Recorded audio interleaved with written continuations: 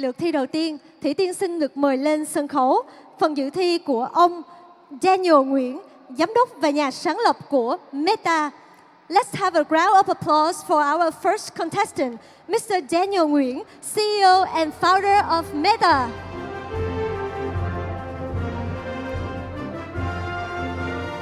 Hello everyone, check. Mic's good? All right. Let me first start by saying I'm blown away by this event. So thank you to all the organizers, thank you to all the supporters. I don't think Vietnam has ever seen something like this before, so it's an honor to be on the stage presenting first. Let's get this connected.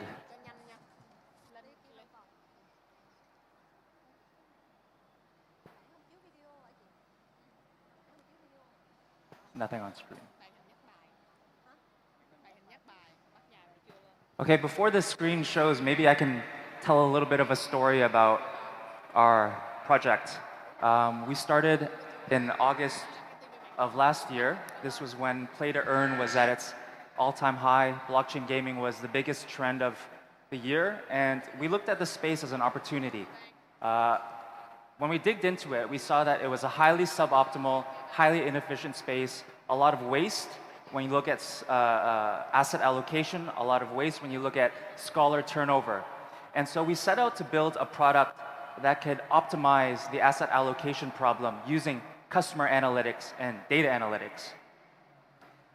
We had made it until around January, and then the market took a big dump. So we had to reposition ourselves and reevaluate how we wanted to build in the space. What we quickly realized was that we missed the big picture. I'm still waiting for the deck to show on the screen. You guys have something coming? It shows there, right? That's fine? Okay. All right. So when we took a step back, we realized we had missed the big picture. Customer analytics in Web3 impacts and benefits all businesses, all sectors, all industries that are looking to improve the customer experience, onboard new users, mitigate risk, financial due diligence, you name it. It all relies on customer analytics. And so we wanted to take a step back and build for this. And if you look at the space traditionally, you look at Web 2, the numbers are pretty obvious. It's a multi-$100 billion industry. E-commerce is growing at 4 times rate in the next 5 years. It's reaching $500 billion in targeted advertising in the next 5 years. So it's a massive opportunity. But it's not without its challenges. GDPR regulations are becoming more and more stringent every year. You have the new ATT framework, which limits the tracking of mobile devices. And you have Google Chrome, Mozilla Firefox, Safari, limiting the use of cookies to track users' behaviors. That's why Metaverse and Web3 is so important. It provides not only a unique and rich source of data, not only from the descriptive data analytics point of view, but also from how do we reach our users. So if you look at Web3, all of the innovations in Web3, what it comes down to is that users now own the data. This data is decentralized. We are also looking at an opportunity to reach users in a more effective and innovative way through new channels that we've never seen before. So what does our product do? We're looking to collect data from on-chain sources through premium enterprise APIs from popular public blockchains. We're also looking to collect off-chain data. This is through scalable SDKs that we build directly with the customers, onboarding the off-chain data and combining it with the on-chain data. And what we're looking to do is output it into 2 key products. The first is our targeted advertising solution, whereby we can reach the users using contextual-based advertising, interest-based advertising. We can reach the users with targeted airdrops, NFTs. And the second product is our companion tool, which is our enterprise dashboard. It's a customizable tool, completely modular. You can drag and drop what you need to use as a business, whether you're in GameFi, consumer brands, FinTech, PropTech. All of those are relevant data points that you can use to track your customer, understand who they are, mitigate risk, onboard new users. So our roadmap in the next 18 months, we believe that we have a unique opportunity to become a market leader in customer analytics. It's not a space that many people are playing in at the moment. Maybe it's not super sexy, but we believe that it is a massive opportunity. And so we have some use cases or success cases that we're looking to build in the next 18 months. The first with Engine Starter, AWS, Time Raiders, to show that we can use data analytics, customer analytics specifically, so that game studios can make strong decisions to impact their bottom dollar. The second use case is on the commercial brand side. So looking at luxury brands, looking at e-commerce and retail, how do we convert analytics in Web3 into users in Web2, customers in Web2, traffic in Web2? And inversely, how do we use that data to help businesses who are building in Web2 enter into Web3? So maybe I could wrap up here. I know everybody likes to hear numbers, so I'll give you some numbers. In Vietnam alone, e-commerce spend on Facebook, Instagram, and TikTok reached $6.6 billion last year. That was less than 10% of the total retail spend in all of the country. Vietnam is also ranked #1 globally on crypto adoption. So it is our firm's strong hypothesis that Vietnam will be a standout leader in the sector. And with data analytics and customer analytics, our company is going to be right there with it. Thank you.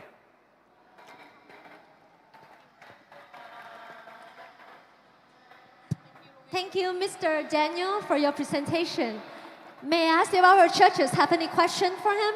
Cảm ơn anh Daniel về phần trình bày của mình. Không biết là ban giám khảo của chúng ta có câu hỏi nào đặt ra cho anh Daniel không ạ?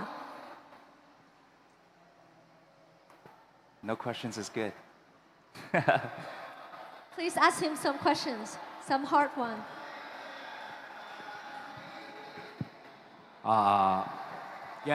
Thank you for the presentation. So from the end user point of view, so does really your product, right, induce, right, encourage the same world of view as a Web 2? So Sorry. some of the user, can you hear me? It's very difficult to hear. Không biết là bên booth của bên Postgo mình có thể giảm âm lượng lại một chút xíu được không ạ? Để khán giả bên này có thể là nghe câu hỏi của ban giám khảo ạ. Xin cảm ơn. Okay. So actually, does your product, right, I believe, induce the same view world, right, same world view with the Web 2. So meaning some of the customer, right, they are already tired of having the personal data being sucked by Google and Facebook. And then you came here, the same thing happened. So it is really your product, it's great product for your, end user, not client. So how do you explain that? Your end user point. It's still very difficult to hear, but I think I caught the gist of the question, which is how does our product actually impact the end user? End user, that's right. And the end user. So the end user for us is the businesses who are looking to better understand their customers so that they can do one out of three things. And any of the three things, which is convert users into customers, improve the user experience, or 3, to mitigate the risk. And I think that the difference between our product building in Web3 and the products that currently exist in Web2 is that Web3 provides a very unique vector of data collection. People can express themselves in any number of ways. They can show their financial transactions all on the chain, what their behaviors are with each different brand that they interact with. The challenge, though, that exists in Web3 is that the data is super fragmented, meaning that Louis Vuitton has their own data, this brand has their own data, this brand has their own data. There's no data sharing in Web3. And so the image of the user is very fragmented, which is why I believe our product is providing that holistic image of the user. And that can benefit the end user, which is the business, in a more effective way. Okay, so let's say, right, if in the early days now, right, I think a lot of the user of Web3 is actually a speculative investors, right? So if I visit, let's say Louis Vuitton and Burberry in the metaverse, I don't care about the, brand. Mm-hmm. I care about only token, value. So am I still important user of the brand? So how do you explain? Yeah. Again, I think that the audio is not too great, but I think I got the gist of the question again. Brands like Louis Vuitton and Chanel, what are they really interested in? I don't think these brands are actually building in the next 18 months to convert users into customers. I think the first thing that they're doing is trying to understand their customers. How are they interacting in the metaverse? In the next 18 months, does this provide me as a brand an opportunity to market my product, to advertise my new marketing strategies, to reach my customers in more innovative ways? So I think in the next 18 to 2 years, we're going to see a lot of experimentation in the space, but all of that is driven by analytics. You can't make decisions, you can't adjust strategies, you can't reach your users in effective ways if you don't understand them. And I think right now the data is very limited, so brands who are building in the space, they do really need to provide either an innovative way to collect first-party data, or they look at us as a third-party aggregator to collect that data. All right, thank you very much. Thank you.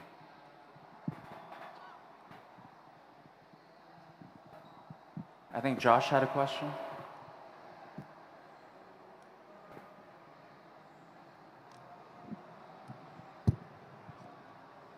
Thank you for the presentation. Just a question on what has been done so far. Can you share a bit more about that? Like how have you been validating your problems, the pain points from your customers, and who have you spoken to, and what have you validated so far? Yeah. Thank you.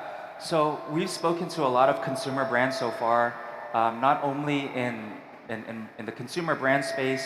We talk to traditional tech, prop tech, fintech, even big banks. And the problem statements vary.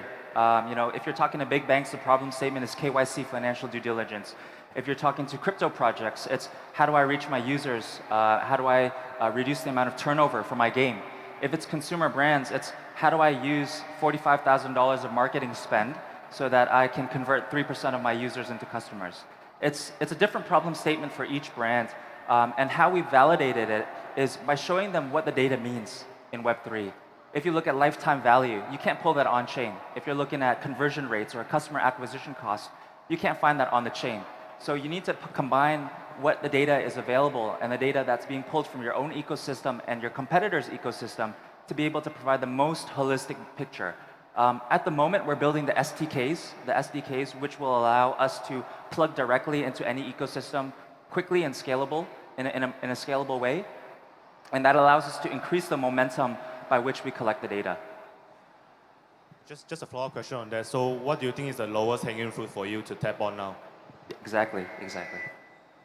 Sorry, it's a question. So what's the lowest hanging fruit that you are tapping into now? Yeah, lowest hanging fruit is GameFi. GameFi provides us an awesome place to collect data. A lot of users that participate in GameFi participate across different games, across different metaverses.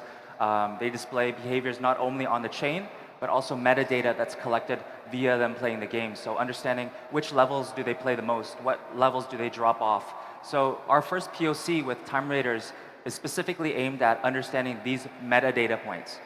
What are the behaviors in the game that contribute to a longer play time, maybe a shorter play time? Maybe I'm shifting from one game to another game and I'm spending a lot more money in another game. Those are some of the questions that the businesses have and that they can only answer by understanding not only their own data, but their competitors' data as well. Hey, thanks for the presentation, Daniel.